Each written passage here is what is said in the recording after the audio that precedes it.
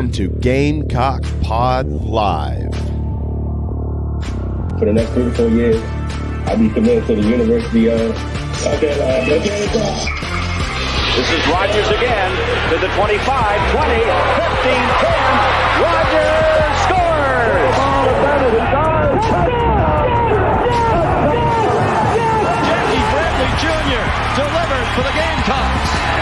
Lost it up, looking for Kelly. Touchdown! Can you believe it? And South Carolina is sending shockwaves through the SEC. Frederick! Plays it in at the buzzer! That's a win! Unbelievable! I don't believe it! And now, live from Studio 54 of the Gamecock Pod Studios, here's the Cockfather himself, Keith Alsep.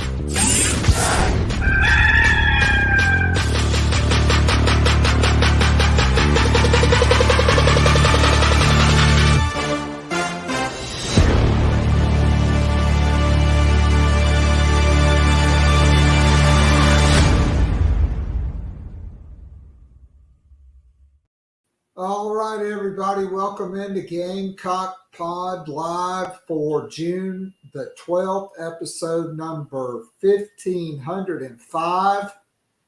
And we've got a jam-packed show. Two of my favorite people to talk sports with, longtime sports director in Columbia, Mike Gillespie, who's got to be one of the happiest Gators I know. And then in hour two, the Dean of Gamecock Baseball Coverage, John Whittle, will be joining us. So let's jump right into our Nana's Porch news notes and headlines. We're going to go through a couple of these, and then we're going to go ahead and bring in Mike and go through the news together. Of course, your news notes and headlines brought to you by the award-winning full-service catering company servicing the greater Charlotte, North Carolina, Fort Mill, Rock Hill, Lancaster area. Nana's Porch, your go-to for all your catering needs, whether it's a banquet, a wedding, a corporate event, or the big backyard bash with the whole hog barbecue. Nana's Porch has got you covered. If you have an event that needs a food trailer, Nana's Porch voted among the top 3 food trailers in Charlotte by the local newspaper poll. And as we all know, the award-winning pimento cheese voted both number 1 and number 2 in the meat and cheese category by the North Carolina Specialty Foods Association. Smoky jalapeno, my personal favorite, coming in at number 1. And they don't just cut up the jalapenos and put it in there. They smoke them, which kind of takes away a little bit of the sting.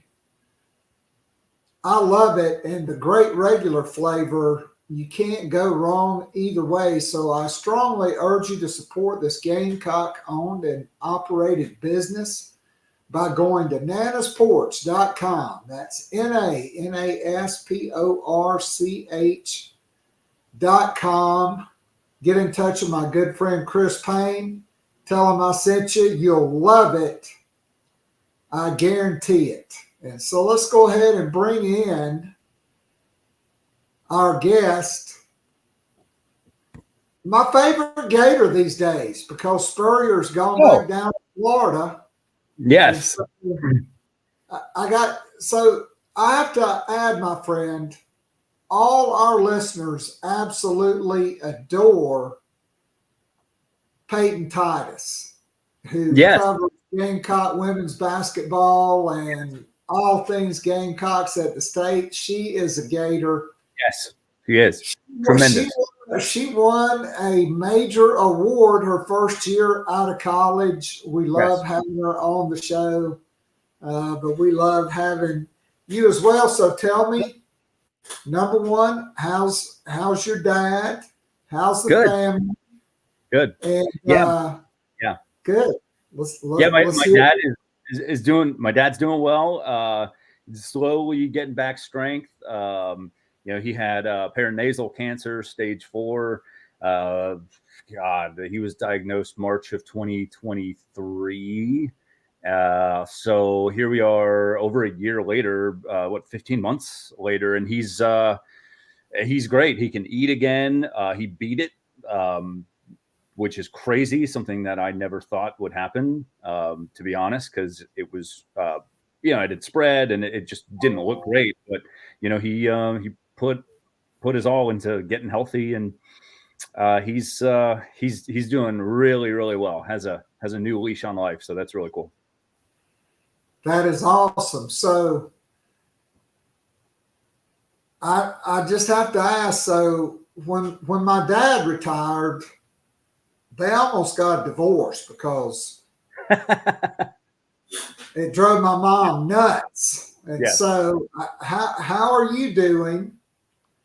And, my good friend, Hale McGranahan from the Big Spur, he's a brand new girl dad. So I have to ask how that's going.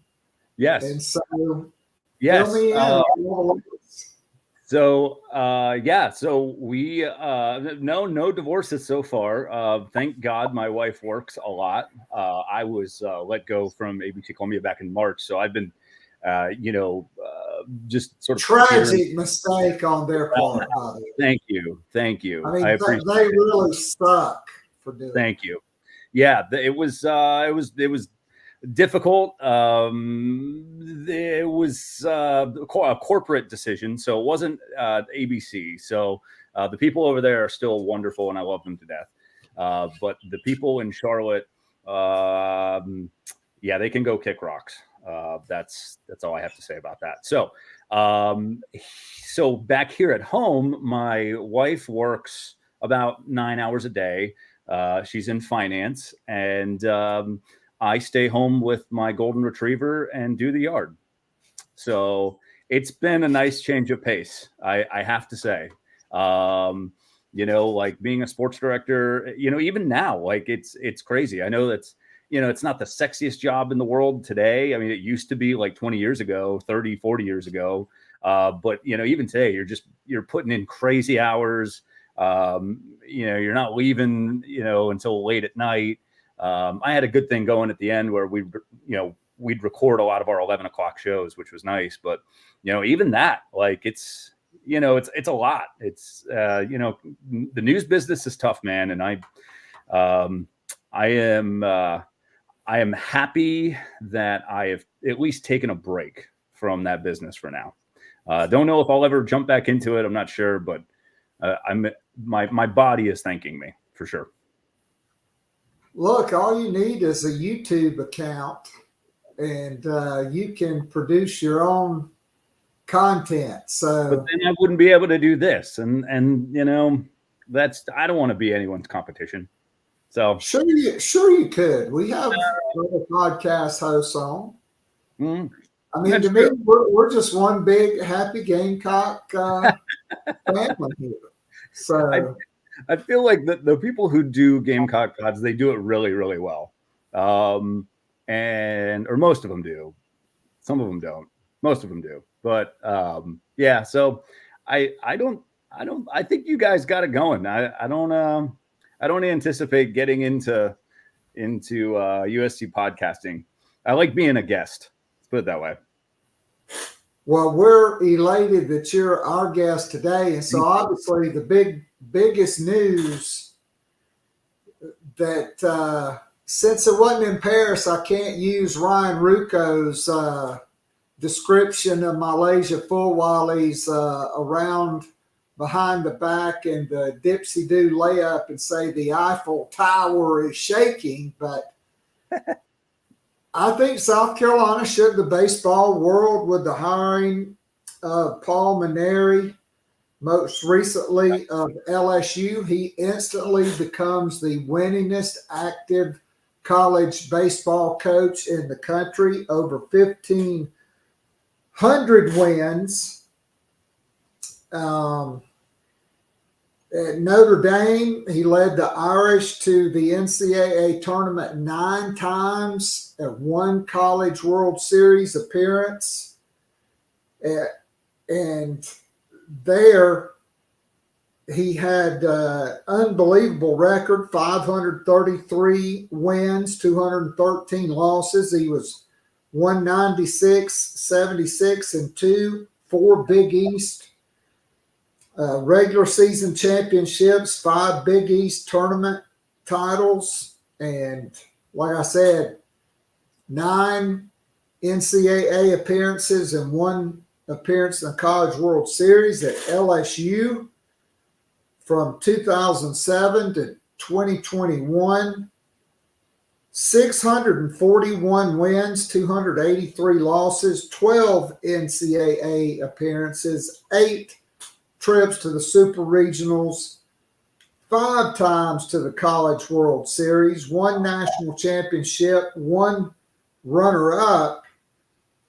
So at Notre Dame and LSU, 21 NCAA appearances, 9 super regionals, and 6 trips to Omaha. I mean, your reaction on the hiring of Paul Mainieri as the new baseball coach at South Carolina? There weren't many hires that could have made me pretty speechless. But I have to say, Ray and his staff did a tremendous job of keeping that under wraps. I mean, not even, I say this, and I haven't really talked to these guys much. I mean, I haven't really been in the game in the last couple of months, but it just didn't seem like, and this was on anybody's radar, and they kept it pretty quiet until, a couple of days ago when the news started to trickle out, I think on Monday afternoon. I mean, the biggest piece for me isn't necessarily Paul Mainieri, but it's Mote Lee and Paul Mainieri. Okay, so yes, Paul Mainieri was probably the best coach that you could get right now. I mean, it's hard to argue against that, right? Like there's half of the fan base is saying right now, well, we need a younger guy to go out and recruit, NIL. How is all that going to work? Is he going to manage the portal correctly? All those are valid questions. All of those are questions that he's probably going to get in his press conference, I think next week, maybe. All valid questions. Okay. At 66 years old, is he ready to come into this version of college baseball? Who knows? However, Mote Lee, I think, is going to make that piece a lot easier for him. And that was my main concern was, well, what if Mote Lee takes the Citadel job and all of a sudden there's really not a good footing in recruiting in the state of South Carolina because Paul Mainieri doesn't have any ties to the state. Neither does his pitching coach that he's bringing in.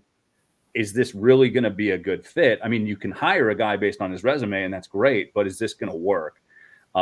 Keeping Mote Lee, I think, is huge. Having a guy like Paul Mainieri who has, time and time again, he's won everywhere he's been. It's very hard to argue against wanting to bring in a guy with that resume. I will say this too, Keith. We live in a world where there's a lot of ageism. Okay, there's a lot of ageism right now. I mean, think about the 2 front runners in the presidential election. Okay, right? They both are. They're both older, right? Okay. Now we're not getting political. I'm just saying, they're both a little older, and a lot of people don't like that. Well, there is something to be said though about respecting your elders, right? Like that they have seen a lot of stuff and that they're probably pretty good at what they do. On either side, I'm not making this political, but again, we do have a lot of ageism right now. And I think the go-to when this news came out was to say, this guy at 66 years old doesn't have it anymore. Well, I would like for him to prove everybody wrong. And, the jury's out. Can he do this? Again, I think Mote Lee, bringing him in automatically stabilizes this, transition. And I think it's going to be a really, really good fit. I really do. I mean, no doubt about it. So Mainieri retired for health reasons. He's had some surgery, had migraines. He's had some surgeries. He's had some time off. Yeah. He says he feels great. I mean, even at the time when he retired, he was, considered, very young for his age. Age is just a number. Sure. I would add he will turn 67 right before or right when the semester starts. But let's look at Elliott Avent at NC State. He's 68 years old, and he just knocked out the Georgia Bulldogs. Yeah. Yeah, for sure. I know we're both happy about that. Yes. And he's going to College World Series. Yes. And so he's had time to rest, recuperate, recharge the batteries. I think age is just a number. Yeah. I mean, I say that because I'm 60, but other than when my knees really giving me a hard time, I feel a lot better than I did even 10 years ago. Yeah. But so two things. Let's talk about the staff, but let's talk about the commitment South Carolina made to baseball here. Yeah. Okay. We'll just call him the previous guy. The king is dead. Long live the king. Okay. He was making $600,000 a year. I thought it was $725. Okay.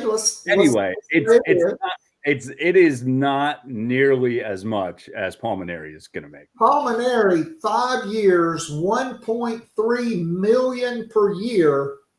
Mote Lee, okay, who I agree was critical. We'll jump into this more in hour two with John Whittle from the Big Spur, who will be joining us, the Dean of Gamecock Baseball Coverage.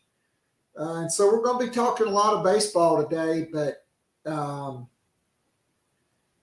so you get Mainieri as your head coach. You hire Mote Lee as your hitting coach. Yeah. And a tireless recruiter. Yeah. Nobody respected more in the state of South Carolina. Nobody with the high school and the travel ball relationships with these coaches than Mote Lee. Okay, he brings in his longtime pitching coach, Terry Rooney, who he worked with at Notre Dame and at LSU. Rooney became a head coach, then came back in the SEC at Alabama, and then joined Jay Johnson's staff this past year as their director of player development and their recruiting coordinator. So yesterday, I'm watching a press conference of Jay Johnson at LSU, and he says he considered Terry Rooney one of the top pitching coaches in the country and tried to hire him 4 of the 5 years since he's been at LSU. So you get him, 3 years, $425,000. Then you hire John Hendry from the University of Virginia, who probably won't join the staff until after the College World Series, as a player development guy and a guy that also has a strong pitching background. And he comes from a baseball family. His dad's a longtime baseball executive, just like Paul Mainieri. Yeah. His dad was a legendary coach. And so the staff, I don't know of many baseball staffs in the country that when you combine the head coach and the 3 assistants are going to be stronger and better at what they do than South Carolina. And I think that Ray Tanner realizes that's one of the jobs of your athletic director is to surround your head coach with the best possible staff. And by the way, as Craig points out in the Nana's Porch chat box, by the way, everybody jump in, leave your questions, comments for Mike and myself. We'll get to them. Mote Lee's the highest paid assistant coach in baseball right now. Yeah, somebody pointed this out the other day that even if you include head coaches in that, I believe he's still in the top 20 in coaches in college baseball. which that's insane to me. But I mean, the commitment is real. And, look, after doing this thing on the cheap, okay, I mean, really, let's call it like it is. USC was trying to get away with not spending a whole lot of money. Now, I'm surprised. I really am. I'm surprised that Ray made this move because of so many things that are now happening in athletics all around. Okay. So, starting next year, you're going to have 22% of your athletics budget now going to players. Okay. So that's going to be roughly $22 million that's coming out of that athletics budget. So for me, I'm thinking to myself, they're probably going to go on the cheap again because they recognize that within 12 months, there's going to be a huge chunk of money coming out. Now, from what I've been told, I think some donors stepped up, right? They wanted this guy. They made it happen. So great. That's all groovy. And it took Ray to pull the trigger, and I'm glad that he did. I think this is a home run hire. And, honestly, Keith, he could have done the thing that we all kind of expected him to do, hire the up and coming guy. Right. But again, that didn't work with Chad Holbrook. Right. There wasn't one person that didn't want Chad Holbrook. Okay. He was the dude. He was the guy. He was the architect. I didn't really want him. Is that right? Really? He was because the architect. at the time. Yeah. I thought South Carolina baseball, at the time Ray Tanner became the athletics director, it was basically like Alabama football. Okay. Mm-hmm. And let's face it, Alabama did not promote T-Rob as the head coach when Nick Saban retired. Sure. They went out and got arguably one of the top 3 or 4 head coaches in the country to replace him. But I understand it. Yeah. He had turned down Tennessee. He had turned down some other jobs. For sure. Because he had been promised the job. Well, and look, it has worked out. This was a point that I was trying to make a couple weeks ago when, the news about Kingston first came out, and they were, people wanted, somebody with a tremendous amount of College World Series experience, right? Somebody that was a proven winner, and that's all great. But, you have to remind yourself, well, look at I'm going to say, and again, I'm a little biased here, but who is the greatest college baseball coach currently right now? Probably Kevin O'Sullivan, right? Like, it's hard. Or Tim Corbin. And I can't wait to talk about him in just a couple of minutes. But solely at this point, right? Like 9 trips to the College World Series since 2011. I mean, a couple runner-ups, one to South Carolina, of course, one to LSU. He won the title in 2017. Like, it's hard to go against that resume right now. He didn't have any head coaching experience when he took over Florida. He was an assistant everywhere, including Clemson, right? Like, and look at Eric Bakich, same thing. Look at Tony Vitello, same thing. So it doesn't have to be that. However, I do think this is a little different when you get a guy who is literally a Hall of Fame head coach, just like Ray Tanner, and real recognizes real, right? Like, Ray Tanner knows that this guy can still coach. He figured, okay, if he is committed to coming back at 66 years old, then we're committed to giving it to him. And finally, they're investing in the baseball program after not doing it for a decade. I mean, really, let's call it like it is, Keith. Like, I mean, Mark Kingston until what, last year? Did he get the extension last year? Was that it? Or 2 years ago? Up until that point, I mean, he ranked like 12th or 11th out of 14 schools in the SEC. I mean, now granted, did he deserve more? No one was saying that, but everyone was saying that, hey, maybe if we invested a little bit more money into this program and got a guy who is deserving of a higher salary, maybe, the results will show themselves on the other end. Honestly, Keith, my main concern, I was talking to some guys over at the Garnet Trust, and, they have concerns too, because remember, right, like everybody is competing for dollars now. Okay. So the Garnet Trust and, some of those guys, they're trying to get people to donate, obviously, to this. And it's becoming a classic struggle in college athletics now. What do you spend money on? Do you spend money on the players, or do you spend money on the coaches and infrastructure? And, we'll see who wins out in the long run. But, I do know that there's some concern right now over the amount of money that's being spent on coaches and not players, right? And that's fair. That's okay. We will see in 5 years, we'll see if the investment pays off. Well, and part of that's why there's that big lawsuit. So my retort, and then I got some other stuff we got to get to here, is 58% of the $1 billion in the new college football playoff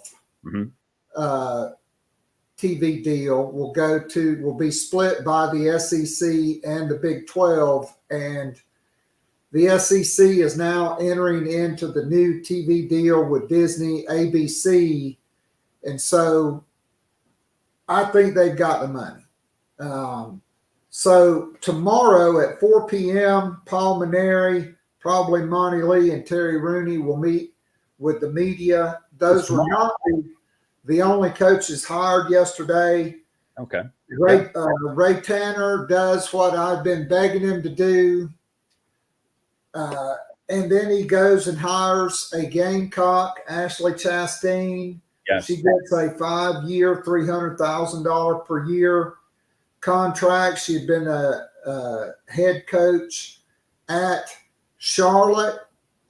She played at South Carolina, was a pitcher, was a graduate assistant there, was an assistant at Ole Miss, hired an assistant from Ole Miss with her at Charlotte. She's probably going to bring her staff. By the way, Craig, I did listen to the interview with Monty earlier today. Paul Mainieri did have a Zoom meeting with all the players this morning. Mote Lee said he absolutely knocked it out of the park. Monty's on the road recruiting, so you'll get the baseball press conferences tomorrow at 4. Ashley Chastain will meet with the media today at 3 p.m., and she won her conference championship 3 of the last 4 seasons. And she also turned down Auburn, NC State, and from what I'm told, a couple of other jobs because she really wanted this job. So kudos to Ray Tanner. She would have been my second choice. Marissa Young at Duke, she would have had to tell me no 2 or 3 times, but that's just me. Because, hell, Duke didn't even have softball until they hired her in 2018. And she's built a juggernaut of a program.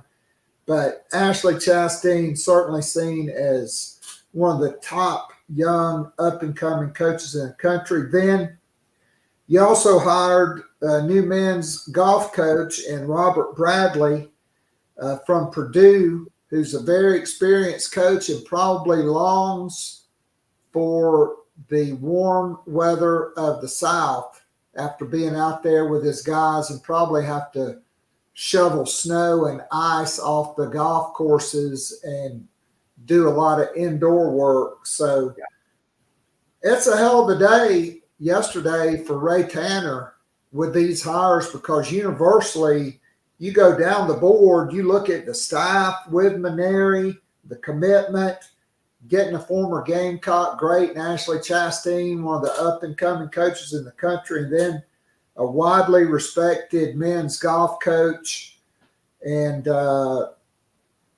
in Robert Bradley. And I think, and you hired an equestrian coach who was an assistant under Boo Major, went to SMU for 10 years, won back-to-back national championships. So Ray Tanner's added 2 national championship coaches just in the last couple of weeks to the athletics programs. Yeah, it was a great offseason so far for Ray Tanner. I mean, it really was. On paper, he made the hires that he should have. Again, Paul Mainieri, there's a lot of debate out there about his age. That's fine. But for the most part, Ray, I think, nailed it. And, Ashley Chastain, I know was beloved by Charlotte. Charlotte's athletics director, Mike Hill, a really good friend of mine, was the assistant AD at Florida for a long time under Jeremy Foley. He is not happy. Let me tell you, he was not happy. He's happy for Ashley, but, obviously he knew what he had. Great up and coming young head coach. We got to call it like it is, right? Like, it got really stale with Bev Smith. And, look, I really liked her. I loved covering her. She was nothing but extremely generous with her time and nice. But, at the end of the day, it's a results-oriented business. And, her resume wasn't going to cut it in the SEC. And, look, when you've got Texas and Oklahoma playing for the national title, and, oh, by the way, come July, whatever, they're going to join your conference, right? And then Florida is, one pitch away from, going back to the finals to face Texas. Okay, so three of the top teams were SEC schools. Throw Bama in there too. It's very competitive. We all get that, but the results spoke for themselves. Bev Smith just didn't get it done. And, I think the fans were clamoring for it too.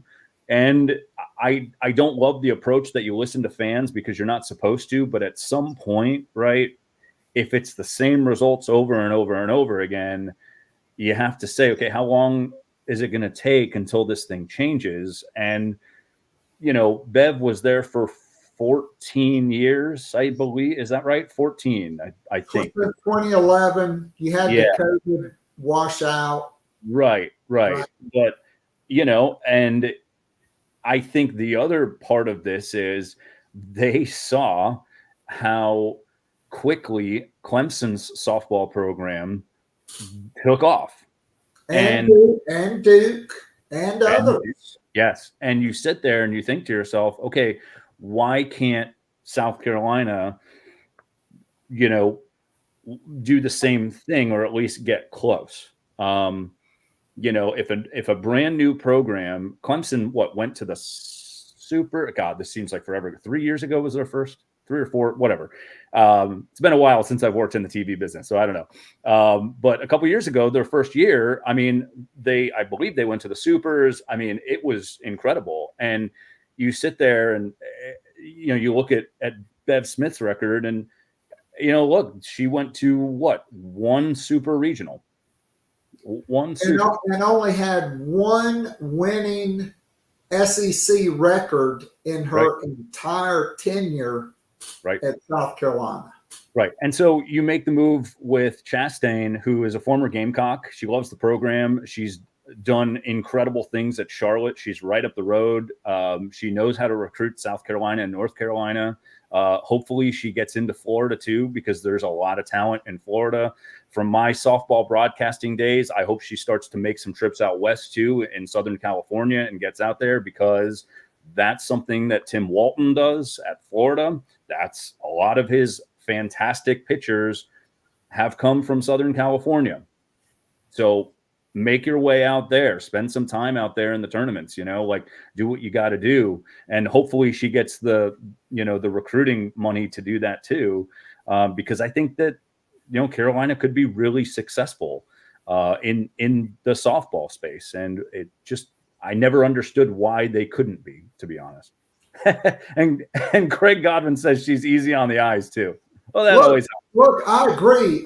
South Carolina was playing women's softball as a sport since the 1970s. Joyce Compton took over in 1987 and had an unbelievable resume until she didn't, right? And then you had, you've been playing softball for 50 years, and then you get these schools popping up, and they've been playing for 4, 5, 6 years, and they've all passed you. That is it's unacceptable. No bueno with me. Yeah, so, it's unacceptable. And look, I love Beverly Smith. I know, Dawn Staley will miss their morning walks if she leaves Columbia, and Champ will have to find a new place to stay. But, I mean, it was just time. Yeah. And sometimes it is, believe me, I know this better than anybody, because I was let go back in March. Sometimes it's just time, things change around you, leadership changes, and, you just gotten stale, and it's time to sort of resurrect your career and do something else for a little while. And, Bev gave it her all. I mean, and she has a quality resume. I mean, it's not like this was just absolutely horrendous. She's got a better resume probably than Mark Kingston did.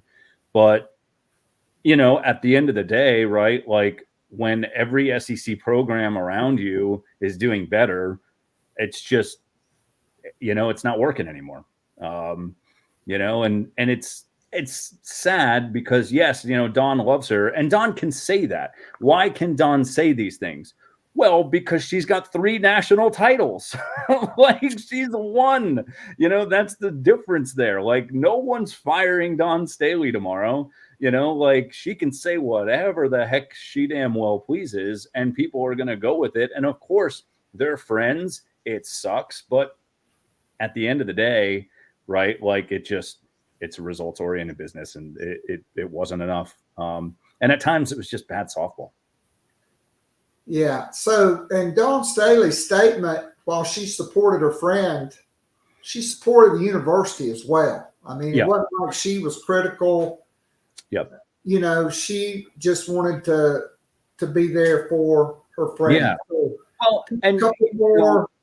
And the other thing, Keith, too, I just to bring this to bring this up real quick, but Bev, I think, did a lot of stuff for her players and NIL. Let's not forget that part. Like, we're not burying Bev Smith here. Like, she did a lot of good things for this university, more than probably Mark Kingston did. And I actually like Mark as a person. However, he didn't go out and support other athletics, which is a huge knock on any university head coach. You've got to be out there supporting other coaches, supporting other players, something he didn't do. He lived on an island. And here's the other part. He didn't do half of what he was supposed to with his NIL agreements. So and at the end of the day, no goodwill in the community either.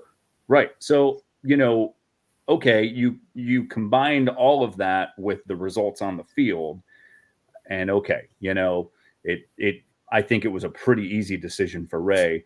I would imagine that the Bev Smith decision was a little bit harder. So I think he waited. She was gone on vacation. He waited until she came back. The College World Series was over. I thought a very classy way to handle it by Ray Tanner. So 2 more news and notes here, and then we got to get to the epic meltdown at Doug Kingsmore Stadium. So Phil Steele, 6 Gamecock football players make his preseason All-SEC teams. 1 also makes second-team All-America. Long snapper Hunter Rogers named to the first-team All-SEC and second-team All-America. And, Mike, I don't know who is a better running back than Rocket Sanders in the SEC, but he's healthy. He's only the second-team running back. I disagree there. Debo Williams, second team. Nick Eamon-Morey, second team. And punter Kai Kroger, who should be healthy and really ready to have a great senior year. He makes second team. Tonka Hemingway, fourth team on the defensive line. Yeah, I don't like that. I do think South Carolina's really done a great job building up their defense through the transfer portal. Yeah. Defense in that running back room changed this offseason overnight. Yeah. And then our last news note, sad note, Jerry West, the NBA, the logo, right? Like, he literally is the NBA logo, longtime Laker, couldn't beat the Celtics, did get the one championship when Boston was not there, and a Hall of Fame player, a Hall of Fame executive. He passed away last night at the age of 86. And I still remember watching him play as a kid. And he was the original West Virginia long rifle. And just a great player, a great executive, and by all accounts, a great guy, despite the way he was portrayed in the Showtime series. Jerry West will be missed. He passes away at age 86. All right, so the Gators and O'Sullivan. They're a 500 ball club. They're the 3 seed in the Oklahoma State Regional. They get taken out behind the woodshed the first game. Second game, by Oklahoma State. Yep. Then they come back and they win. They're paired with the Clemson Super. They win the first game 10-7. So they're up 9-6. Yes. Okay. And can I just rip Mark Kingston's ass one more time? Because Sure. Cam Canarella grew up dreaming of playing for the Gamecocks. Mark Kingston's staff had no ties or relationships in South Carolina, and they really never ever made an effort to build relationships in the state or recruit the state. And so he winds up at Clemson. Florida's up. Clemson was the home team for the first game because they were the host. The Gators are the home team in game 2. Gators have a 9-6 lead going to the top of the 9th inning. Camarilla hit a 3-run bomb to tie it. I mean, Doug Kingsmore went nuts. The pitch, the first pitch, by the way, after Sully came out and talked to Brandon Neely, who, by the way, Brandon Neely might be the hottest pitcher in college baseball right now. Like, I would not want to go against Brandon Neely because he just looks like possessed. He looks like he just wants to eat you, and he's pitching the lights out. But again, at that point, he had pitched 110 pitches, I think, in 2 days because they used him on that Saturday too. And he got the save, and they basically won the game because of him. And then Sunday he's starting to melt down. And then, Neely's won them a lot of games for sure. He was important in that run last year too, in the College World Series. But Sully comes out and Neely's gassed. I mean, he's giving you everything he's got, but I mean, you can tell he's about to fall off the mound, and Sully lets him pitch, one more time. And then he gives up that 3-run homer. But here's the thing that I love about Kevin O'Sullivan. At that point, he's like, all right, it's a 9-9 game. You stepped in it. You're going to keep pitching. You're going to pitch your way out of this. And then he did. But yes, Cam Canarella comes up and smashes that 3-run homer down the right field line. And I thought that was it, man. I thought that I was like, well, we'll see you Monday. But again, Neely pitched his way out of it. Well, he did. And so then the Gators go to the bottom of 9. They get 2 on. There's 2 outs, and a guy hits an absolute shot. Yeah. To center field. Craig says he's 50. Canarella's catch was the best he's ever seen. I mean, it honestly reminded me of the Willie Mays catch in center field, but he didn't even catch it in his glove. It was like off the heel of his glove, and he had to hold it into his body to keep the ball alive. Yeah. And so we go to extras. And so let's just skip to the 13th to the fun. Okay. So Clemson. Yeah. And I'm a baseball umpire. I know the rule book. Okay.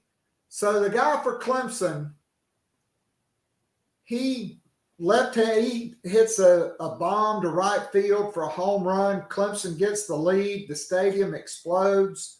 Yes, he stands there and watches it leave the park. Yep.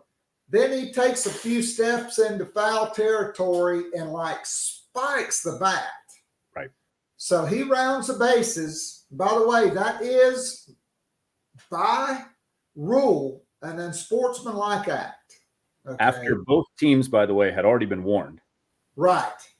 So the officials get together. Meanwhile, Jack Leggett, like somebody escaping from the memory care unit at the old folks home, he wanders out onto the damn field. I don't even know how that happens.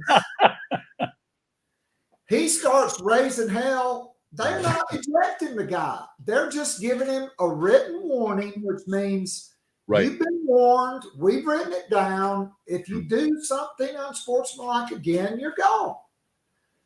So then Leggett gets a written warning for unsportsmanlike conduct. And he keeps raising hell.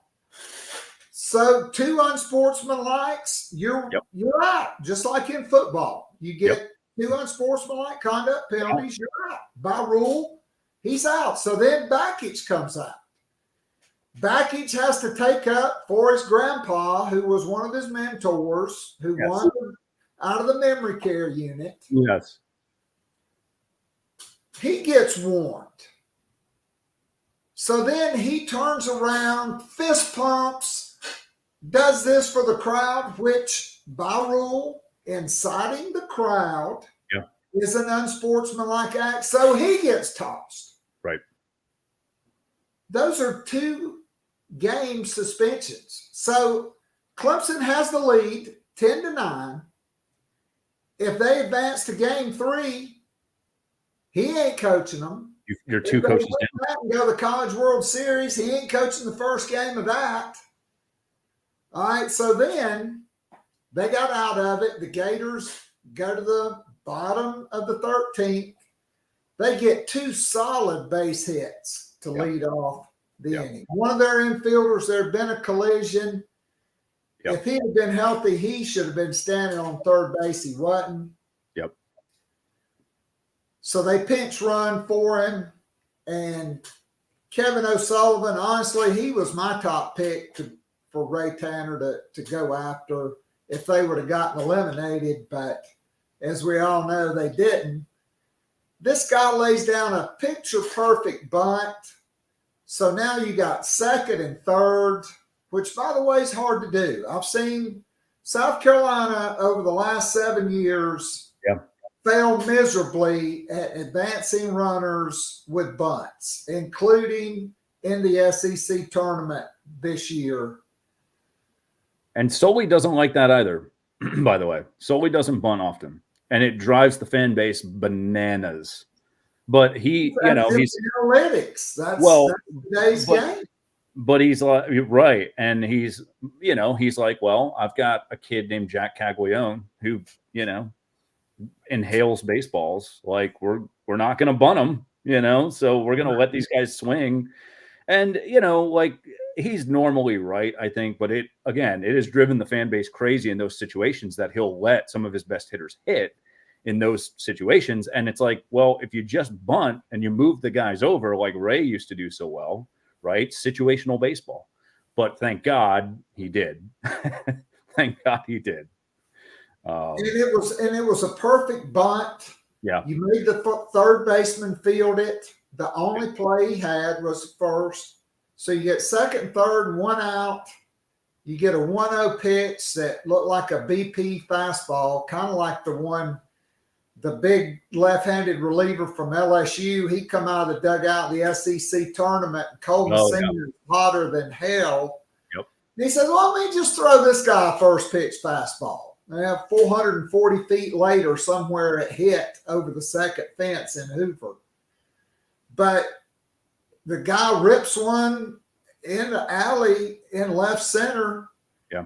And the Gators advance. And once again, Clemson, they get all expense paid trip to Omaha.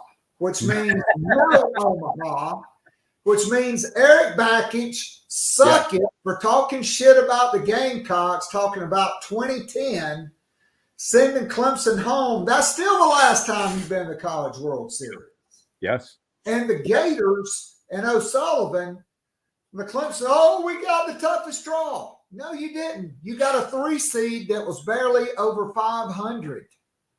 And they kicked your ass, and maybe the best coach in college baseball is going back to Omaha again, probably for the first time as a 3 seed out of a regional. You know what's so important about building a dynasty? When you're in those situations, right, you act like you've been there before. And Florida has been there a ton. And guess what? No one got thrown out from Florida, right? On that play early in the game, what was it? The second inning, right? So the collision with Jack, okay?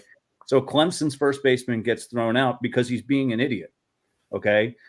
No one left, okay? No one left Florida's dugout. They started to, but guess what? The coaches reined it in and told them to get the you-know-what back in the dugout. And guess what? They did. That's understanding the rules. That's you've been there before. You know, when you're down 10-9 in the 13th, right? You've been there on the road when you can't hear anything. You've been there before. It's fine. You know, that's why, honestly, it's so we can talk about, it's great, you know, the championship trophies and whatnot. But like, you know, what it really comes down to is, you know, building a dynasty. It's so hard to dismantle a dynasty because those guys have the experience in those situations.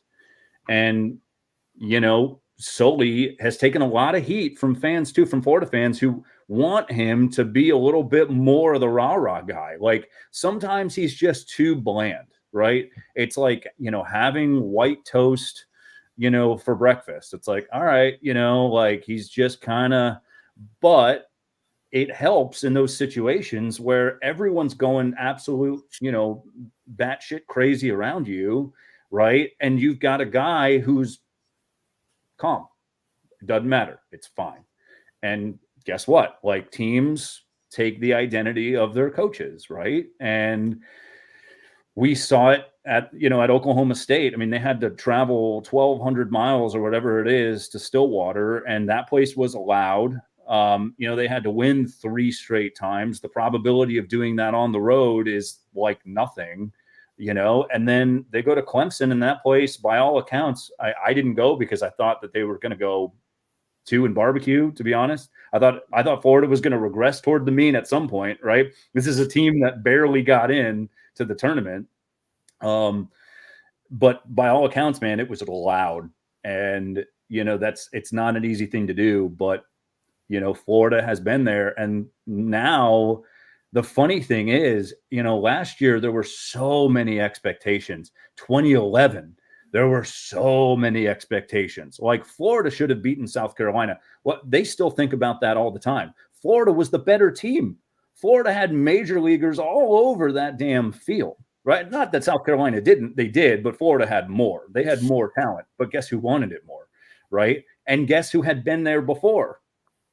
South Carolina. Florida had never been there before. So, you know, like it's funny because you enter this College World Series with 0 expectations, and they're almost playing with house money. And at this point, that's a dangerous team. Like a team that's been there before, that's also playing with house money. Like I would not want to see them right now. Now, do I think they're going to win it all? No. Do I think they're going to get close? No. They got absolutely dismantled by Florida State. You know, like Florida State, honestly, Keith, I don't know if you watched any of those games, but the Florida State baseball series, I think Florida State combined beat them like 50-9 or something. Like it was bad. It was bad baseball. Like Tennessee, you know, wasn't that close. I mean, Florida, I think, took the second game from Tennessee. But again, I don't think they're beating Tennessee either. They beat Texas A&M earlier in the year, you know, but again, this is a whole new thing. And Texas A&M is a really good baseball team. So, anyway, I say all of that to say that, Florida fans I know are very happy, obviously, to even be at this point. And, anything from here is just gravy because they weren't even supposed to make the tournament. Weren't even supposed to make the tournament, allegedly, apparently. Right. So you look at it, though, for the first time ever, only 2 conferences represented in the College World Series, 4 teams from the SEC, thanks to the 68-year-old Elliott Avent and the Wolfpack taking down Georgia. And so it's kind of weird. In bracket 1, you've got 3 ACC teams and 1 SEC team. In bracket 2, it's 3 SEC teams and 1 ACC team. Yeah. And so it's North Carolina, the number 4 seed, against Virginia, the number 12 seed, and then the number 1 seed, Tennessee, and FSU, the 8th seed. That's going to be a hell of a game. And I would not want to be working that game because you're going to need 2 score sheets. There's going to be a lot of runs and it's going to be fun. I may not watch the North Carolina Virginia game, but I am, that is appointment viewing, man. That Florida State Tennessee game, I think is going to be fun. But who's had more dramatic walk-off wins during this run than Virginia has? Yeah. I mean, they have kind of had the golden horseshoe in a certain part of their anatomy. I mean, that's a bloodbath, just that half. Then you go to the other half. You have the number 2 national seed, Kentucky, against NC State, who's playing as well as anybody and can definitely hit the long ball. Yep. And then you got the number 3 national seed, Texas A&M, with my guy Schlossnagle, who I think is certainly one of the top 5 coaches 100%. in the country, against Florida, who's hotter than the Gators right now. And so both of those are double elimination beginning Friday and Saturday over the next 6 days. And then whoever survives out of those brackets, they play the best 2 out of 3 beginning a week from Saturday on June 22nd on ESPN. And then the Sunday game will be an afternoon game on ABC, which will probably be a first. Yeah. And then if it makes it to 3, it'll be Monday night on ESPN. And so last question here as we wrap up hour 1. Is Tennessee too invincible? I mean, we saw them last year. They looked more invincible, and then they just flamed out. I like Florida State, and it kills me to say that. I was on another podcast a couple days ago, and we were talking about, would you rather, this is an interesting topic, probably for another time, but would you rather go 2 in barbecue, right? Or lose to your arch rival in the championship series? Okay. My answer was 2 in barbecue, because losing to Florida State in the championship series, I would probably have to go to therapy for 20 years. Okay. Yeah, but if you get there, all bets are off, because then it comes down to 2 out of 3. And who's got the best player in the series? Well, Florida and Jack Cagliano. Yeah, for sure. I agree with that. But listen, Florida State, man, and maybe Florida just didn't really care during the regular season. I don't know. I really I've watched 3 teams almost every single game this year. I watched South Carolina, I watched Florida, I watched Clemson. Okay. Florida was not a good baseball team. They were not a good baseball team. And so for me, I just know that team a little too well at this point that I'm just it's almost like a car crash that is going to happen. you know, and you're like, okay, they, you know, managed to swerve around a couple cars so far and it's fine. But like, there's going to be like a head-on collision at some point. And I just, you know, pardon me for saying this, and, you know, Gator fans can, you know, chomp me to oblivion, but like, I just don't know if they really have what it takes to get back there. Like, you think about all that talent that they had last year, right? And all the talent that they lost, and they still didn't win it all, right? I mean, you got 3 guys right now who are in the majors, I think, that are rookies. 3. I'm pretty sure it's 3. Two pitchers, and then Wyatt Langford. So, I mean, I think Florida State, the way they were able to dismantle Florida this year was really impressive. I would not want to run into them. And I think Tennessee bows out because of them. And remember, a number 1 overall seed hasn't won since Miami in 99, I think. So, you know, history's not on their side. This is true. Mike, I can't thank you enough. I got to pay some bills, and then we're going to bring in John Whittle. Of course. Great Have fun. stuff. Great stuff, as always. You got it. All the best to you and your family. Be well, my friend. Thank you. And we'll look forward to catching up with you down the road. Sounds good. Thank you, sir. All right. That was longtime Sports Director in Columbia, Mike Gillespie. All right. If you enjoy watching the streaming show on YouTube or listening to the free Wednesday podcast and would like more of this podcast, join our growing Gamecock family by becoming a subscriber monthly or annual to Gamecock Pod Daily. You'll be able to listen to the show every single day, Monday through Friday. Listen to special guests like Hale McGranahan, Alex Jones, and John Whittle, who's coming up in just a minute from thebigspur.com. Jordan Kay, Peyton Titus from Go Gamecocks in the state. Mike Uva from Gamecock Central. Michael W. Bratton, the host of That SEC podcast.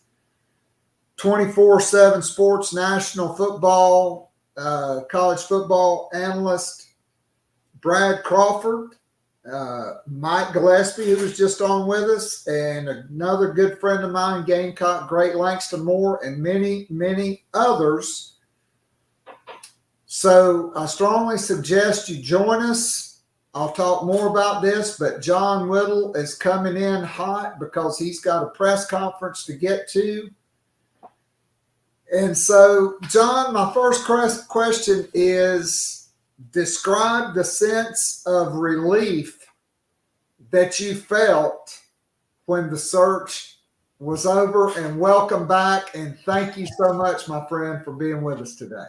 Yeah, absolutely. Definitely glad to be here. You know, I'll be honest, like, there's always a sense of relief when the search is over, but it's kind of fun too. Like, you know, talking to different people and trying to come up with little tidbits of information and dig out, you know, little nuggets of news. And, you know, so it's fun. Now, I don't want to do it every day. And I certainly don't want to do it every year, but it's okay in the moment. I didn't mind it. And, you know, it was, certainly an interesting week-long process.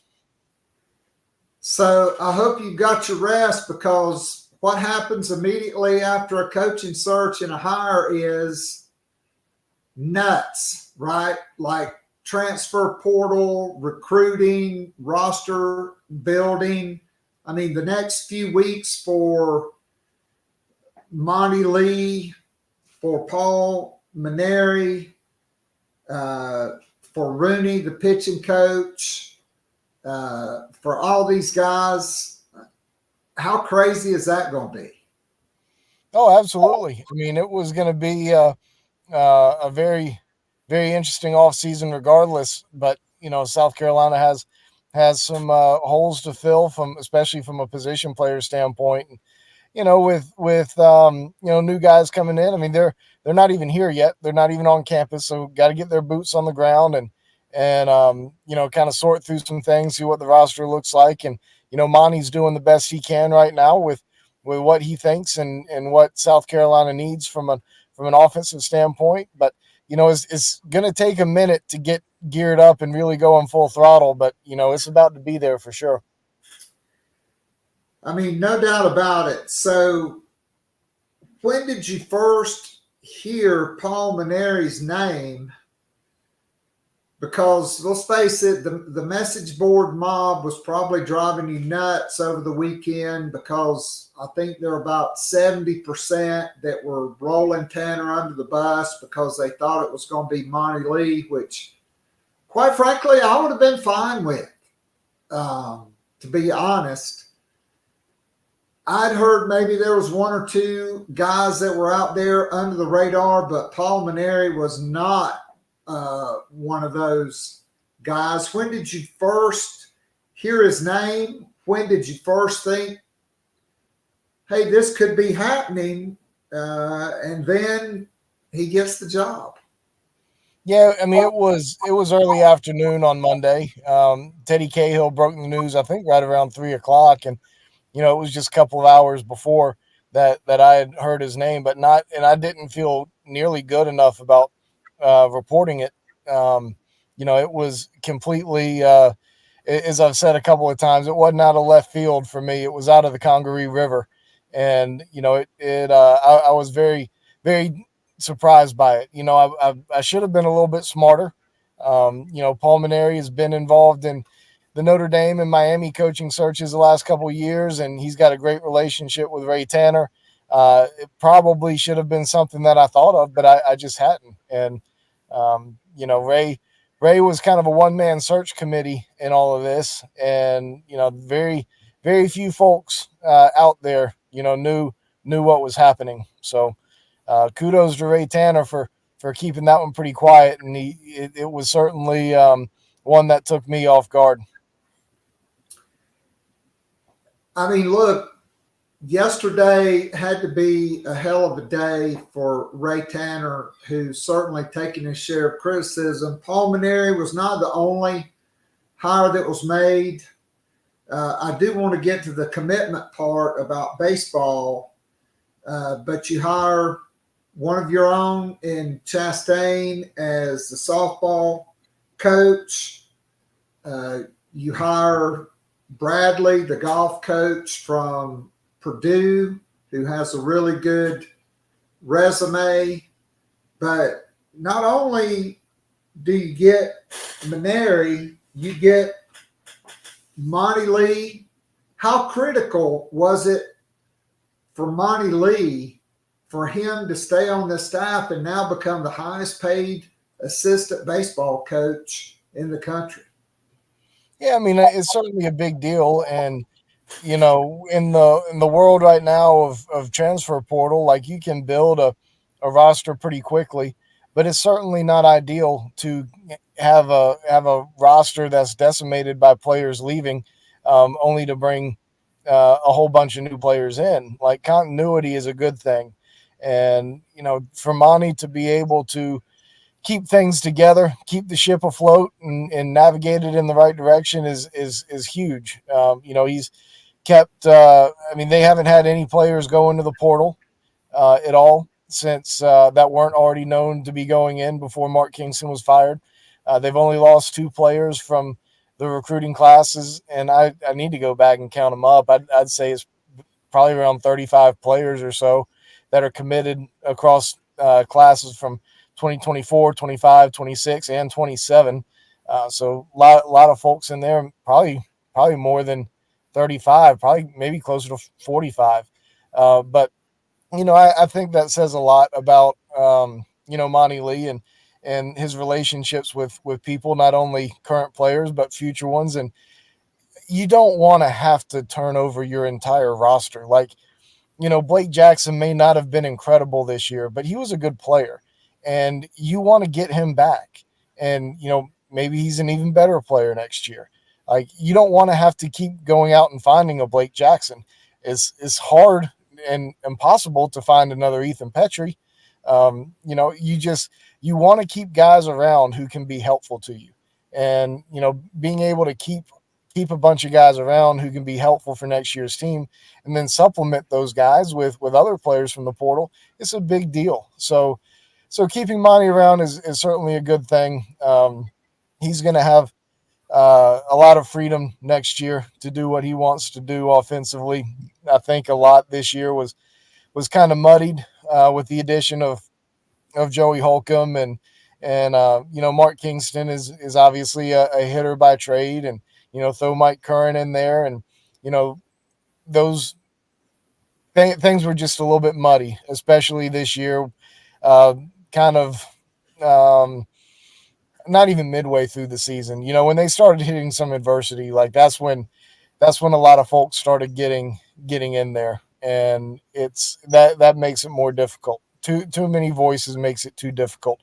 If things are going south, if there are problems, if things aren't going well, then from an offensive standpoint, sometimes it's easier to step back instead of step forward, and just trying to simplify things and not try to fix everything. So I think that's a big deal, that Monty will be kind of the sole voice again, and being able to do some of these things offensively. I mean, no doubt about that. So Mote Lee. So let's talk about the commitment to baseball. I mean, Mark Kingston was making $600,000-$700,000 a year. He was one of the lowest paid coaches in the country. Well, now you have the winningest active baseball coach in the country, and Paul Mainieri, 1,505 wins jumping back in. And by the way, he'll turn 67 right as the fall semester starts, but Avent at NC State just knocked off Georgia. They're going to the College World Series, and he's 68. So there's that. But John, 5 years, $1.3 million for Mainieri. We talked about Mote Lee, 3 years, $550,000 a year. I think he's still one of the 20 highest paid baseball coaches, regardless of being a head coach or assistant coach, and he is the highest paid assistant in the country. Terry Rooney, who will come in as the pitching coach, who was at LSU. He was at Notre Dame and LSU with Mainieri, became a head coach, came back in the SEC, ended up back at LSU.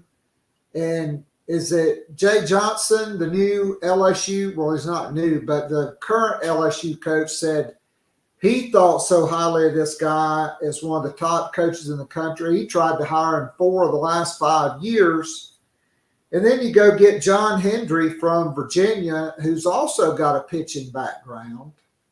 And his dad is a longtime Major League Baseball executive. I won't hold it against him. He works under Brian Cushman with the New York Yankees. But what a staff. And Mote Lee's really the only hitting guy on the staff. These other 2 guys, you're going to have basically 2 pitching coaches that can recruit. And by all accounts, Rooney is a grinder, just like Mote Lee on the recruiting trail. Yeah. I mean, Monty and Terry Rooney are going to do the heavy lifting from a recruiting standpoint. Hendry is probably going to be around a little bit more, but Monty, and I mean, he'll be on the road. I mean, don't get me wrong. I'm not saying that he's not going to be doing anything, but Monty and Terry are going to be doing the heavy lifting from a recruiting standpoint. And, Terry's been a great pitching coach. I'm not trying to take anything away from him when I say this, but, he's most known for his recruiting ability, and he's a grinder. He'll go out there and beat the bushes and find guys and get players. So, that's a big deal. And having a second set of hands and eyes on the pitching staff with Hendry is certainly going to be a nice treat for those guys. You'll have your pitchers very well taken care of for sure. So I think the staff structure is probably a very good thing. No doubt about it. So, John, what do you remember most about Mainieri's teams at LSU? You've been there at LSU. You've been at Hoover a bunch. What do you remember most about his teams at LSU from seeing them up close and personal? Yeah, I mean, they always played tough, and it may have been a little different towards the end of his career, but they always seemed to win games late, and I know that was a little bit of a criticism, later on in his tenure, but those were guys who would battle, and you would never really count out. One thing that I've always thought about when thinking about Paul Mainieri, and I really haven't written this on the Big Spur much yet, but I think it's a point that needs to be made, and I need to make note of it on the message board. Is I always admired how early on in seasons, like, he would play his younger players, especially from a pitching standpoint, and put them in situations where they where they had a chance to really be successful, or not be successful, to be honest. But what it would do is it would prepare them for the next time around. Like, if you're playing a 3-2 game against Presbyterian, like, you may not go to Garrett Gainey, or you may not go to Chris Veach. You may look at Parker Marlott or Jake McCoy and say, listen, go get these guys. And, sometimes they come through, sometimes they don't. He would sacrifice a couple of wins early in the season to better prepare themselves to win at the end of the year. And I think that's something that South Carolina fans are going to have to learn to swallow, have to learn to stomach, because, it wasn't always clean at the beginning of the year for those guys, but it would make them better for the end of the season and the rest of their career. So, that's certainly something that when I think of Paul Mainieri, that's something I've always thought of. So you mean he wouldn't put a guy in at third base in a game that would get you to the SEC Conference Tournament Championship that hadn't played a single rep at third base all year? Well, in fairness to Mark Kingston, I think everybody and their mother were calling for the benching of the third baseman who was benched. And when you don't have really any other guy, then, well, it is what it is. but to that point, like, those guys will have probably been in position to have played a little bit and faced a little adversity and had a little bit more experience than maybe a Lee Ellis or somebody else would have had. So yeah, I mean, I get your overall point. But yeah, so I do think that's something that Paul Mainieri does a really good job of. That doesn't mean that all the upperclassmen are going to be benched on a night when South Carolina's playing Charleston Southern in March, and they're playing all freshmen just to get them a game. But those guys like Ryan Bakes would have had more at bats this year. Lee Ellis would have played more innings. Those are two guys, right off the top of my head that I know would have been in and done more from a position player standpoint.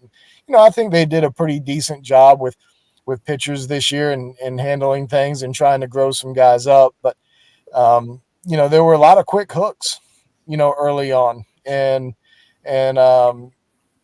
that's not necessarily something that you're going to see under Mainieri. No doubt. All right, so talk to us about just Ray Tanner. I mean, look, there's been a lot of bad days on the job. There have been a lot of great days, but I can't think, when you hire, like we said, Paul Mainieri, you hire Chastain, you hire that staff with Mainieri, and then you hire a very reputable golf coach. Yesterday had to be a day, and even today, for Ray Tanner to sit back in his office and have some thoughts or take a victory lap or just put his feet up on his desk and just kind of have a big smile on his face, because I don't know, and on top of hiring a back-to-back national championship equestrian coach, it's been a pretty good run here with these recent hires for Ray Tanner. Yeah, absolutely. And Lamont Paris was right before that, I think, and then he hired the swimming and diving coach from Florida before that. He's had some high profile hires, regardless of sport here lately. And I think he's done a great job with all of them. The folks he had lined up to visit and talk about the golf job behind Rob Bradley were really good too. He had an alumni in Blaine Woodruff who had taken Chattanooga up about 40 places in the golf rankings year from the year he before he got to Chattanooga to the year he got there.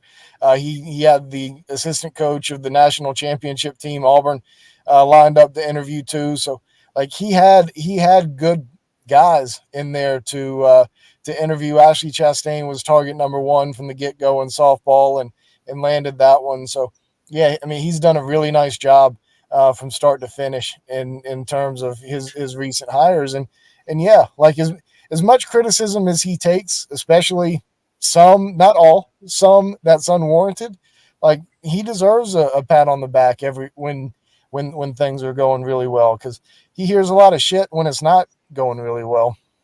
He does. Yeah, I mean, Chastain, not only a former Gamecock pitcher, graduate assistant, had been in the SEC, had won her conference championship 3 of the last 4 years at Charlotte, certainly one of the risers in softball. And not only that, but she turned down Auburn and NC State that we know of, and maybe even a couple of other jobs, because she wanted to come home. And to me, even though Marissa Young at Duke would have been my number one, I love having a Gamecock as a head coach, especially somebody that's built a successful program and is in their prime, and they're coming home for a pretty big challenge. Yeah. I like the fact too that she's been a Gamecock and is passionate about being here. Like that means something. That doesn't mean everything. That's not the number one criteria of being a coach. Like you don't go to Hall's Chop House because you like their broccolini or because you think they've got the best like sweet potatoes. Like you go for the steak and maybe one of their world-class desserts or the lobster tail or whatever else. But it's nice to get some good mac and cheese too. Like that's a nice little side bonus, and that's a nice little side bonus for Ashley Chastain to be a former Gamecock baseball player and be an assistant coach in the SEC. So yeah, like it's a big deal, and that's a huge hire for South Carolina. She's got her press conference here at Williams-Brice Stadium here at 3:00. So certainly look forward to getting to chat with her. She had a few of her players go into the portal today, and I think they're going to be destined for South Carolina. One is an All-American first baseman with 22 home runs from last year. Like, I mean, it's a big deal. No doubt. So do we know, does she plan to bring the majority of her staff with her? Yeah, I think her entire staff is coming, all of her on-field assistants and her strength coach. I think you're going to see all of those folks down here. I was waiting on a little bit of clarification or certainty on her hitting coach, but I'm pretty sure that she's coming. There was some talk about her potentially being in the running to take over, but I don't think she is. I think she's coming down here to Columbia, so she'll have her whole staff with her as well. And that's another point about Ashley. Like, she got one of the premier hitting coaches in the country to leave Ole Miss to come coach for her at Charlotte. Yeah. Like, that doesn't happen. Like, usually you go from Charlotte to Ole Miss, not from Ole Miss to Charlotte. Or if you're going from Ole Miss to Charlotte, usually your team stinks. So they didn't stink. They were one of the best in program history offensively. So, it's a big deal to get Ashley and her entire staff down here. All right, good stuff. All right, so let's go back to baseball. let's talk about the holes in the roster and the most glaring needs in the portal and the focus for this staff over the next 2 to 3 weeks. Break that down for us. Okay. Well, what I can tell you is you definitely need a center fielder. I think you definitely need a catcher.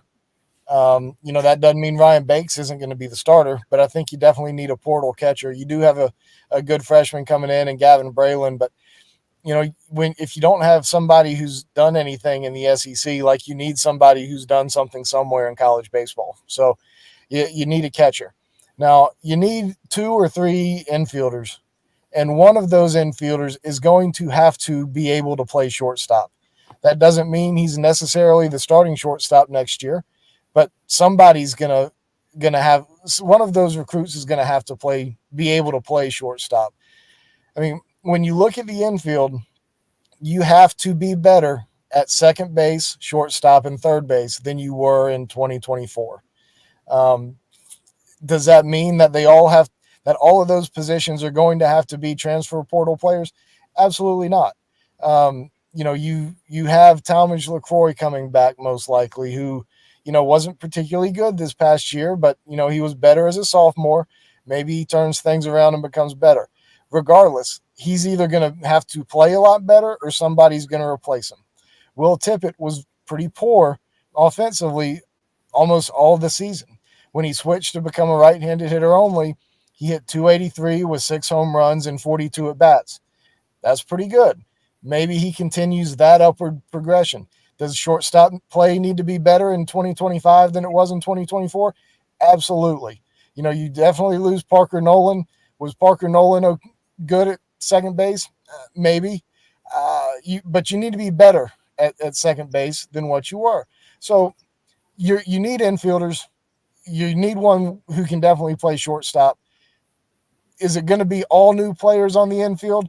I would say probably not. I think out of Tippett and LaCroix and Lee Ellis, I think probably at least one of those guys is starting somewhere next year at one of those 3 positions. But you do need guys who can come in and add depth and be helpful and push those guys. And if they're better than those guys, then those guys will play.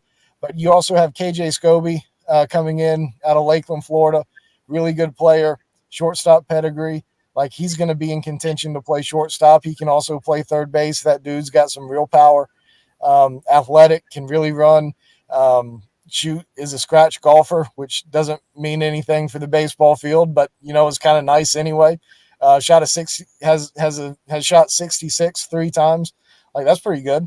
Had some golf scholarship offers for college. Yeah, absolutely. So, you're going to have guys coming in. You have to play better next year at second base, shortstop, third base. First base is still – I'm still trying to figure that out a little bit. Like, Bo Hollins is somebody who can come in and start and play at a high level as a freshman. Like, if he doesn't, like, what do you do? Like, do you move Ethan Petrie back there? Like, I think he's a right fielder. Mote Lee thinks he's a right fielder. We'll see what Paul Mainieri thinks. I think he's much more of a right fielder than a first baseman, but maybe that's the option. Maybe if you can find a great guy out of the portal, maybe you take one of those 2. But yeah, I mean, you feel pretty good about Blake Jackson and Ethan Petrie right now is 2 of your outfielders, but there are a lot of other places that have to be addressed. All right, so we know Matt Williams had, I believe, 3 junior college pitchers lined up. I've heard you talk about how generally pitchers are tied to the pitching coach. What kind of shot does South Carolina have of getting 1, 2, or all of those guys to campus now? Well, he's got five junior college pitchers. 3 of them are ranked in the top 10 nationally. So I think one of them is probably going to end up being drafted high enough to sign Brandon Clark.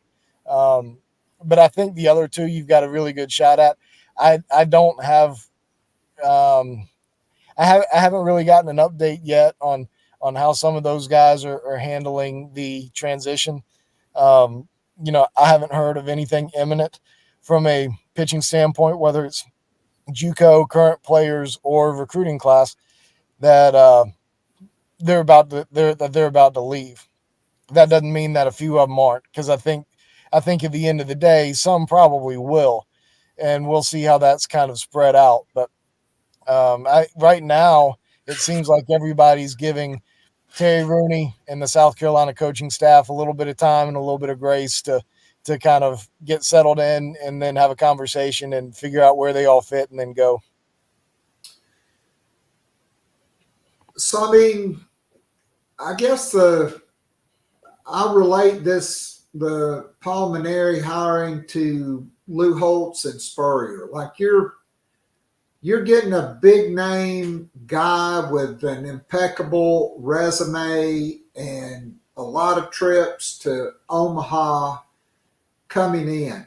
I mean, is that an eye opener? Does that help rather than if you were hiring a Tom Walter, who by all accounts is a type A personality and maybe, really uptight and not a national name like Paul Mainieri?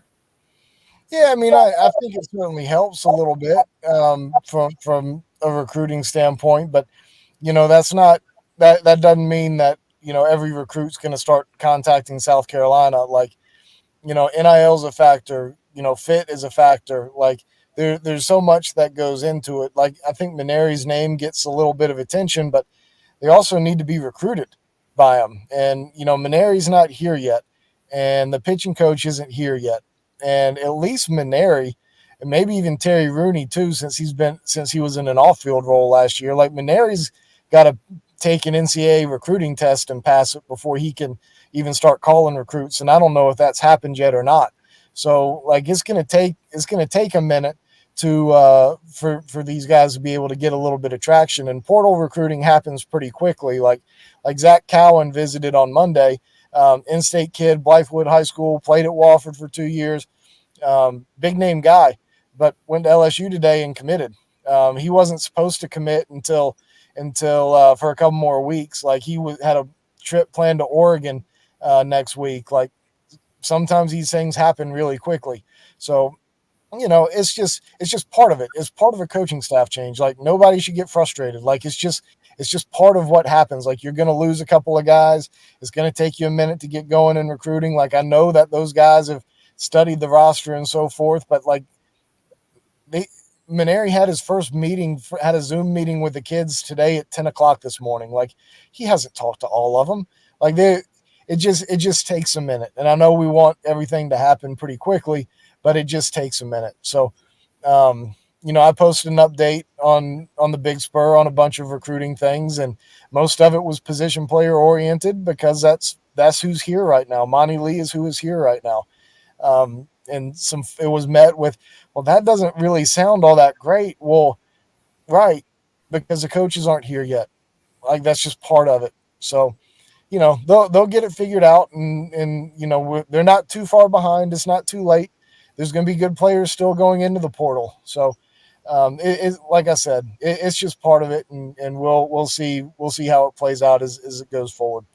So I guess that was really my next question. Like, we know the season's over. There's only 8 teams left, but where are we with guys going into the portal? I mean, it seems to me like there's still going to be a lot of guys going into the portal, and there could be some guys from LSU that are in the portal. Obviously, they're really good, like the pitcher who's going into the portal.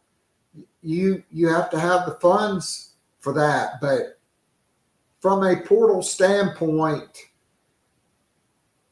and I know there has been some lost time, like even Dalton Reeves' brother went in the portal, and he went, I think, to Ole Miss. Is there time for Mote Lee, for Rooney, for Paul Mainieri? Yeah, there's absolutely time. Good players are still going in every day. More good players are going to keep going in. Some teams are still playing. The ones who finished up this past weekend, they're still having end of season meetings.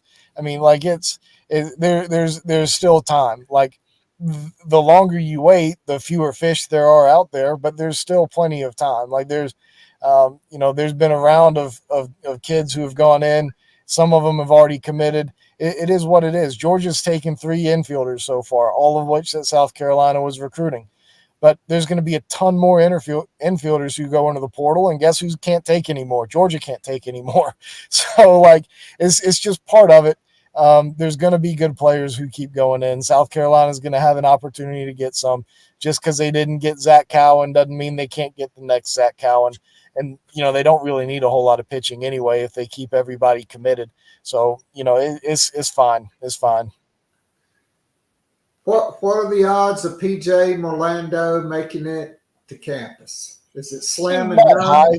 Not high. I mean, the fact that Mote Lee has been retained is a big deal. That helps the percentage go up. But I do think that he's going to get the money he wants in the MLB draft. Now, he wants a whole lot of money in the MLB draft, and having Paul Mainieri and having Mote Lee, like, that is going to ensure that PJ keeps that dollar figure high.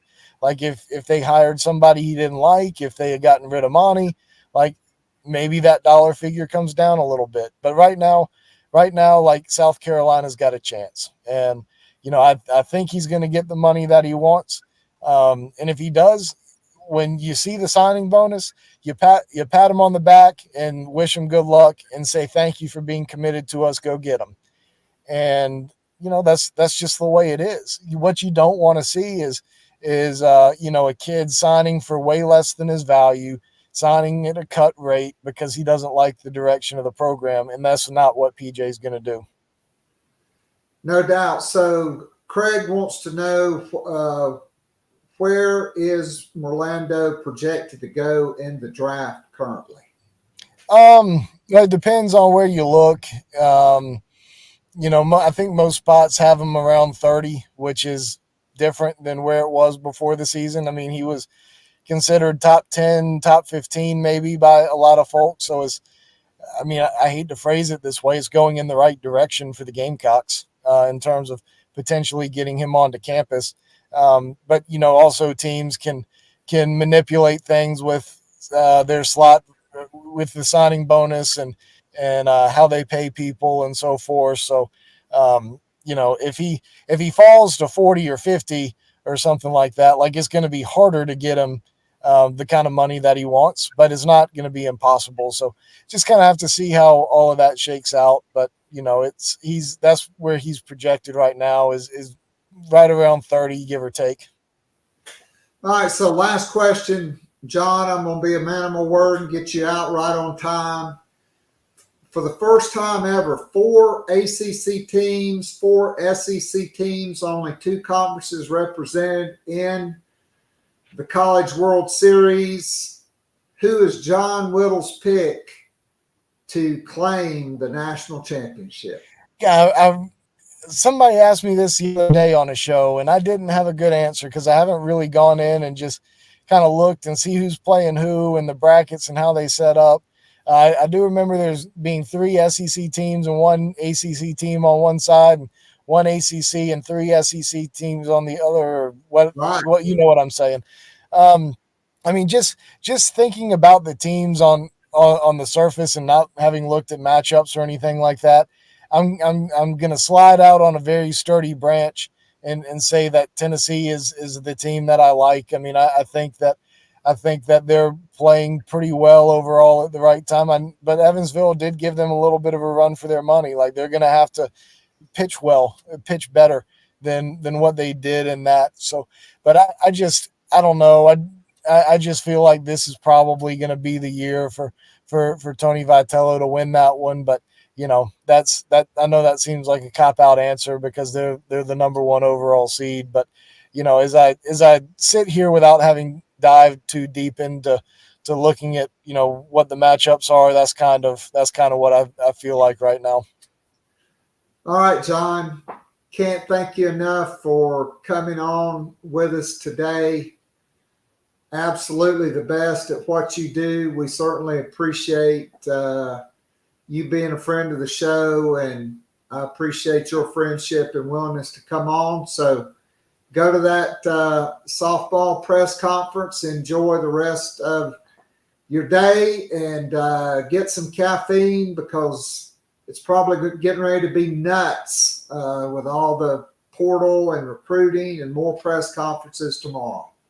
Absolutely. I appreciate it, Keith. Always enjoy coming on. All right. Thanks a bunch. All right. That was John Whittle, the Dean of Gamecock Baseball Coverage, knocking it out of the park. An absolute grand slam.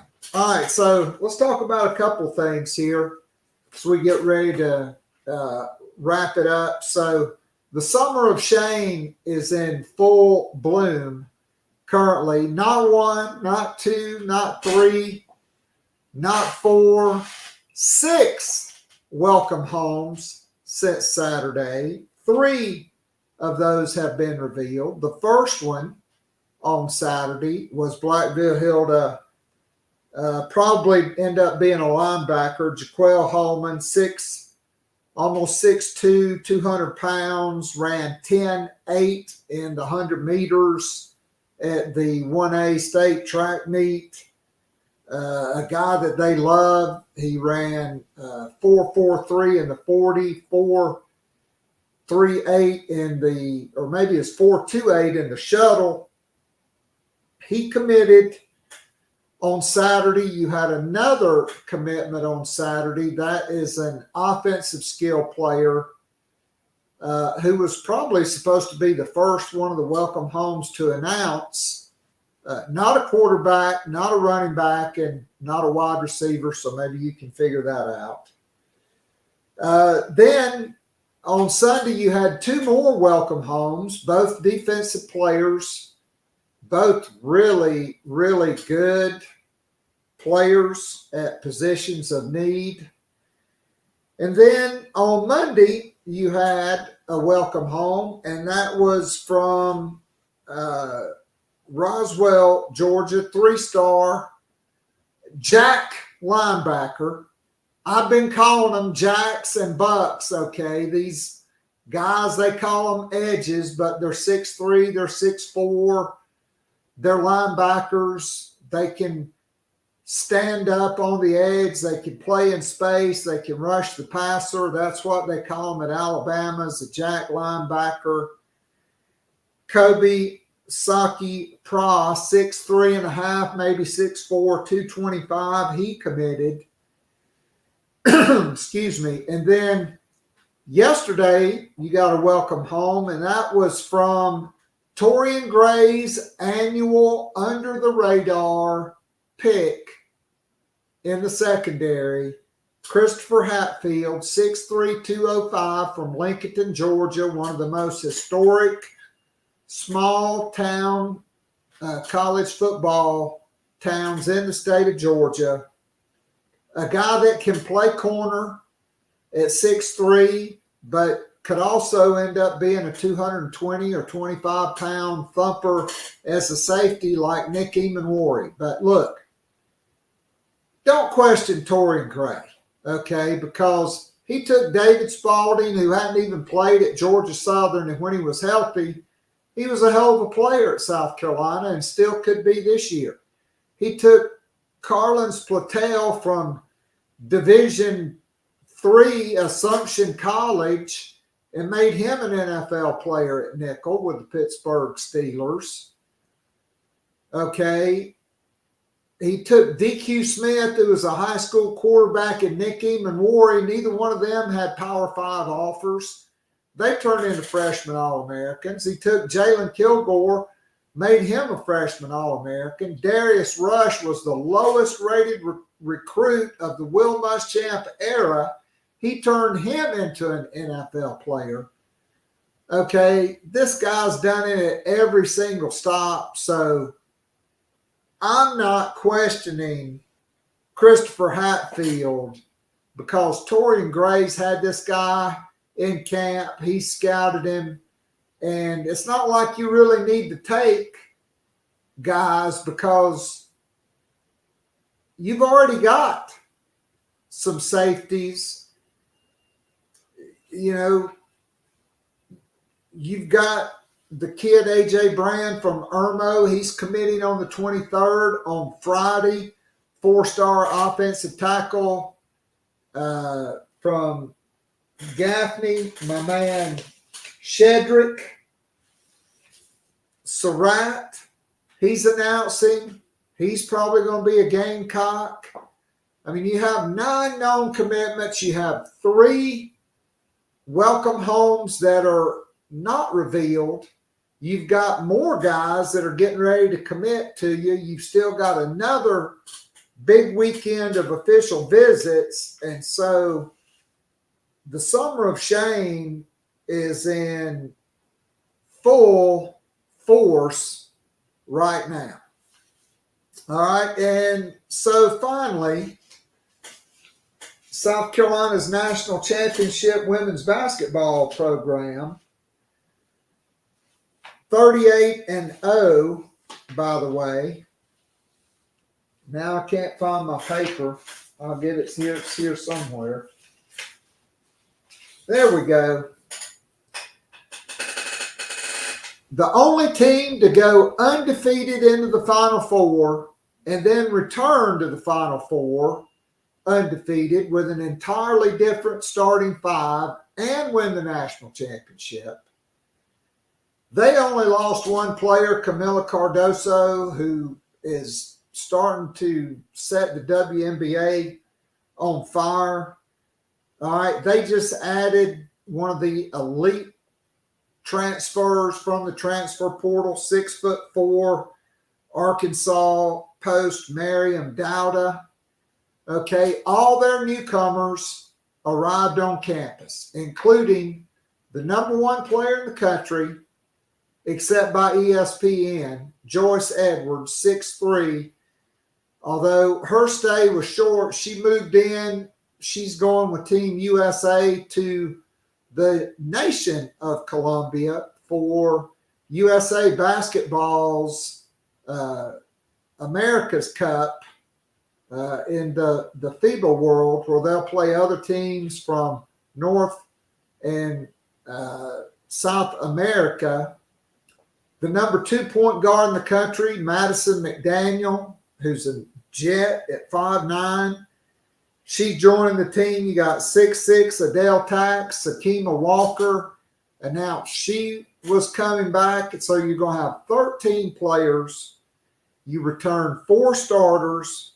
You return your top 4 reserves in Malaysia Fulwiley, Tessa Johnson, Sanaya Fagan, and Ashlyn Swatkins, who will probably be in the starting lineup. Okay. And then you add Miriam Dowda, who's capable of being a starter. We know Fulwiley, Tessa Johnson, and Fagan could be starters. Raven Johnson, Tahina Powell, Breezy Hall, Chloe Kitts, they all return. Then you got Joyce Edwards. Look, folks, she's 6'3". She was just named the Max Preps National Female Athlete of the Year. If Gatorade has any sense, she'll be the National Female High School Athlete of the Year for them. She's not only the number 1 basketball player, a great soccer player, and a great volleyball player. At 6'3", she can do it all. Adele Tack at 6'6". You bring your den mom back in Sakima Walker, who by all accounts, a great leader, a hard worker, but really a leader in that locker room with all the young and inexperienced players. And she was the National Junior College Player of the Year prior to last year. I don't know how much she'll play. But this team is loaded. All the newcomers are there. You have the number 3 recruiting class in the country by ESPN and you bring in Miriam Dowda. I mean, Dawn Staley, they're going back to being the hunted, not the hunters.